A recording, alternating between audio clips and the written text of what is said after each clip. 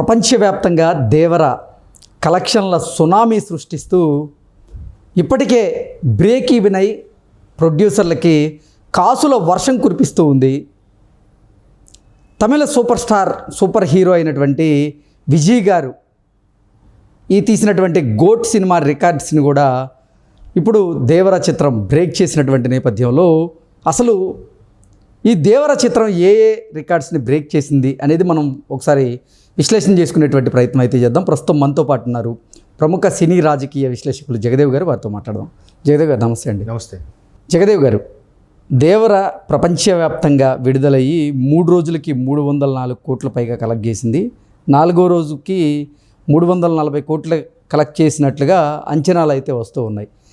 ఈ దేవర చిత్రం ఇప్పుడు ప్రొడ్యూసర్లకి కాసుల వర్షం కురిపిస్తూ ఉంది. ప్రతి ఒక్కరు అంటే డిస్ట్రిబ్యూటర్లు అయితేనేమి, అలాగే ఎగ్జిబ్యూటర్స్ అయితేనేమి, ప్రొడ్యూసర్స్ అయితేనేమి లాభాల బాటలో ఉన్నట్లుగా అంచనా అయితే వేస్తూ ఉన్నారు. అసలు ఏంటి ఏ రికార్డ్స్ని ఇప్పటివరకు దేవర బ్రేక్ చేసింది? కొంతమంది సినీ క్రిటిక్స్ ఇప్పుడు తమిళనాడులో రిలీజ్ అయినటువంటి గోట్ సినిమా ఏదైతే ఉందో ఆ రికార్డ్స్ అన్నింటినీ కూడా బ్రేక్ చేసినట్లుగా కొంతమంది పోస్టులు పెడుతూ ఉన్నారు. ఏంటి అసలు ఈ దేవర చిత్రం ఏ రికార్డ్స్ని బ్రేక్ చేసిందంటే ఏం చెప్తారు? Tamil Thalapathy Vijay cinema GOAT break చేసింది అంటున్నారు. కానీ అంటే వాళ్ళు గొప్ప నటులే కాదంటే, కానీ మనమే సాటి మనమే పోటీ అన్నట్టుగా ఉంది ఇప్పుడు తెలుగు ఇండస్ట్రీ.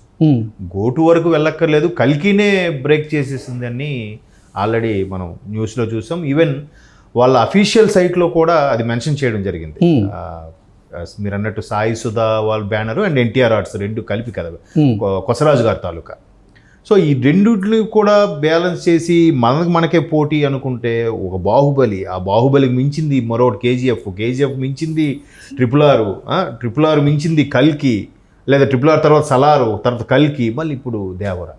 ఇంకా మధ్యలో ఇంకా బాలీవుడ్ ఇవన్నీ ఉండేవి అసలు, జవాన్ అని, దంగల్ అని ఏవేవో చెప్పారు. అంటే ఫస్ట్ డే కలెక్షన్స్లో ట్రిపుల్ ఆర్ని మినహాయిస్తే కల్కి చిత్రానికి ఉన్నటువంటి రికార్డ్స్ని కూడా బ్రేక్ చేసింది. మొదటి రోజు 172 కోట్లకు పైగా దేవర చిత్రం ప్రపంచవ్యాప్తంగా అంటే ఆ వసూళ్లను కైవసం చేసుకుంది, కలెక్షన్స్. అయితే 3 రోజులకి 304 కోట్లకు పైగా కలెక్ట్ చేసినట్లుగా అఫీషియల్ సమాచారం అయితే ఉంది. 4వ రోజు ఎంత కలెక్ట్ చేసినట్లు అంటే ఏం చెప్తారు? జనరల్గా అందరూ ఫస్ట్ డే అనేది మీరు అన్నది బ్రేక్ త్రూ అనేది చూస్తారు. ఎన్ని కలెక్షన్స్ వస్తున్నాయి అంటే జనరల్గా అది హీరో ఇమేజ్ లేదా డైరెక్టర్ కొంచెం ప్యాడింగ్ అవుద్ది, ఆ ఇమేజ్ తర్వాత బ్యానర్ ఇవన్నీ కంపేర్ చేసుకొని ఫస్ట్ డే సినిమా ఎలా ఉన్నా ఆల్రెడీ ఓపెనింగ్స్ వచ్చేస్తాయి కాబట్టి అది ఓకే పక్కన పెట్టచ్చు. కానీ తర్వాత 2-3 రోజులు తీసుకుంటే బాగుంటే కదా ఆ నెక్స్ట్ లెవెల్ కూడా బీభత్సంగా వెళ్తారు. ఇప్పుడు భారతీయుడు ఉంది, అలాగే పొన్నియిన్ సెల్వన్ 2 ఉంది. వీటన్నిటికీ ఫస్ట్ డే కలెక్షన్స్ బీభత్సంగా వచ్చే కానీ 2వ రోజుకి ఇంకా తగ్గిపోయింది. ఎందుకు తగ్గిపోయిందంటే first day talk world wide spread అయిపోయింది. ఏం లేదబ్బా సినిమా బోర్ అబ్బా అన్నట్లాగా వచ్చేసింది. ఇది ఎప్పుడైతే దేవర ఆల్మోస్ట్ ఆల్ IMDbలో కూడా 8.2 రేటింగ్ ఇచ్చేశారో, 8.2 అంటే ఈ మధ్యకాలంలో 8.2 8 అబవ్ వచ్చినవి ఏవి లేవు. మ్యాక్సిమం 7.8, 7.9, 7.5, ఈవెన్ గోట్ కూడా 7.5 ఎంతో వచ్చింది. ఆ రేంజ్లో ఉండేసరికి దానికి తోడు ఎన్టీఆర్ లాంటి మల్టీ టాలెంటెడ్ గ్లోబల్ స్టార్ అయిపోయాడు ఆయన ట్రిపుల్ ఆర్ తర్వాత. దట్టు ఎన్టీఆర్ది ఇండివిజువల్గా సోలో పెర్ఫార్మెన్స్గా వచ్చిన సినిమా 6 ఏళ్ల తర్వాత ఇదేనంట. ఆల్రెడీ ట్రిపుల్ ఆర్ వచ్చే 2.5 సంవత్సరాలు అయిపోయింది, 22 ఎప్పుడు వచ్చింది అది. సో 2.5 సంవత్సరాలు తర్వాత ఎన్టీఆర్ పెర్ఫార్మెన్స్ అని వెండితెర మీద సోలోగా అయితే 6 years అయిపోయిందంట. సో 6 years అయిపోయింది కాబట్టి జనాలు ఏగర్లీ వెయిటింగ్, ఎంత యాంగ్జైటీతో ఉన్నారంటే మా ఎన్టీఆర్ నట విశ్వరూపం ఎప్పుడు చూస్తాం. దానికి తోడు డ్యూయల్ రోల్ అని ఒక అర్థమైపోయింది చాలామందికి. ఆ మాస్ గెటప్, ఇందాక ఎవరో ఒక మిత్రుడు చెప్తారు, రక్తం ఎరుపు రంగుతో పోటెత్తుతుంది, రక్తం సముద్రం, ఎర్ర సముద్రం పోటెత్తుంది. అసలు ఆ సింగిల్ వాయిస్లో ఆ ప్రకాష్ రాజ్ గారు ముందు వాయిస్ ఓవర్ చెప్పి ప్రోమో రిలీజ్ చేయడము, ఆ ట్రైలర్ ప్రతిదానికి కూడా అటు చూస్తుంటేనే అరే ఏముందరా, అందులో ఈయన man of the mass NTR. దానితో కొరటాల శివ గారికి కూడా ప్రతిదీ ఎంతవరకు బ్లాక్ బాస్టర్ ఎక్సెప్ట్ ఆచార్య. ఆ బ్లాక్ బాస్టర్ కూడా ఎలా ఉండేవి, ఒక చిన్న సోషల్ ఎలిమెంట్తో మెసేజ్ ఓరియంటెడ్గా ఉండి మాస్గా పిక్చరైజ్ చేసేవాడు ఆయన. అటువంటి కొరటాల శివ గారికి ముందు డిజాస్టర్ ఆశ్చర్యపడడంతో ఆయనలు కూడా ఒక కసి, ఎలాగైనా ఈసారి కొట్టాలి, టైం తీసుకొనైనా కుంభస్థలాన్ని కొట్టాలి అనే కాన్సెప్ట్లో ఉన్నారు. ఆ కాన్సెప్ట్తోనే ముందు అసలు దీని అంతటికీ కూర్చోవడానికి కారణం కూడా ఒక విధంగా కళ్యాణ్ రామ్ గారు అంట. అంతకుముందు జనతా గ్యారేజ్ 2 చేసినప్పుడు కూడా అంత ఇన్వాల్వ్ అవ్వలేదు, కానీ దీనికి మాత్రం కళ్యాణ్ రామ్ గారు ఎలాగో ఎన్టీఆర్ ఆర్ట్స్ ప్రొడ్యూసర్ ఆయనే కాబట్టి ఇన్వాల్వ్ అయ్యి, లేదు బాబు చేద్దాం ఇది చేద్దాం కూర్చొని చిన్న చిన్న మోడిఫికేషన్స్ చేసుకొని స్టోరీకి తగ్గట్టుగా, మన నేటివిటీకి తగ్గట్టుగా. అది కాకుండా ఎట్లా అయిపోయింది బాహుబలి తర్వాత ఇండియన్ సినిమా అయిపోయింది.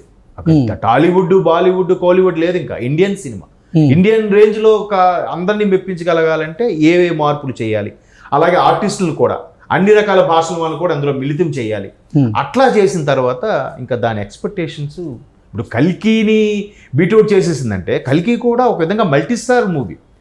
గ్రేట్ అమితాబ్ బచ్చన్ గారు, కమల్ హాసన్ గారు, ప్రభాస్, ఇంత పెద్ద భారీ క్యాస్టింగ్ ఉండేది.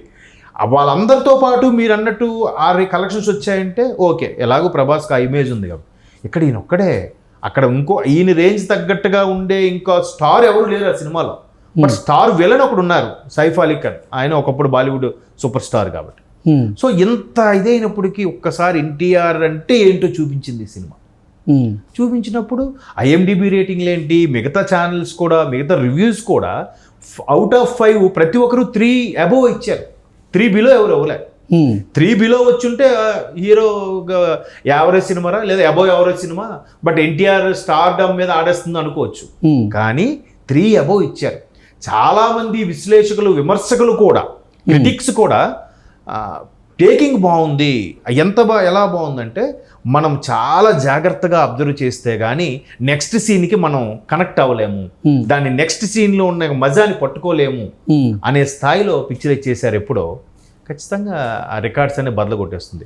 అసలు సెకండ్ డేకో థర్డ్ డేకో అంతవరకు గోటు ఒక్కటే రికార్డ్ ఏదో ఉందంట. సమ్ వన్ డేలో 1,74,000 టికెట్స్ ఎన్నో కలెక్ట్ అయింది. ఇది 2 lakhs టికెట్స్, 2 లక్షల టికెట్లు ఒక్క రోజులోనే కలెక్ట్ అయ్యంట. ఏంటి 3వ రోజుకో 4వ రోజుకో, అది సరిగ్గా నాకు ఐడియా లేదు.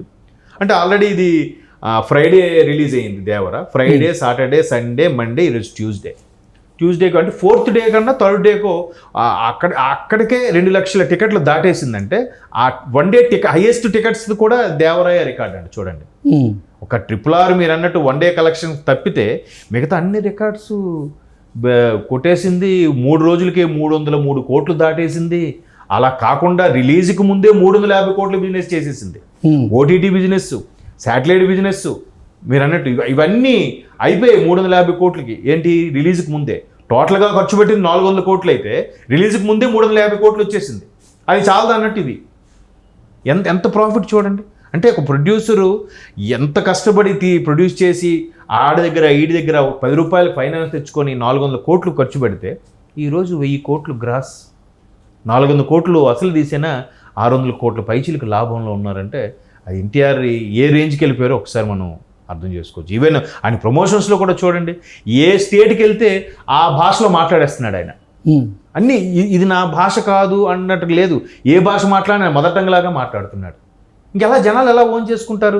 అరే మరాఠీలో మాట్లాడేది మన మరాఠీ వాడు, తమిళ్లో మాట్లాడేది మా తమిళ వాడు, హిందీలో మాట్లాడితే అదే బాలీవుడ్ హీరో, అట్లా అయిపోతుంది అసలు.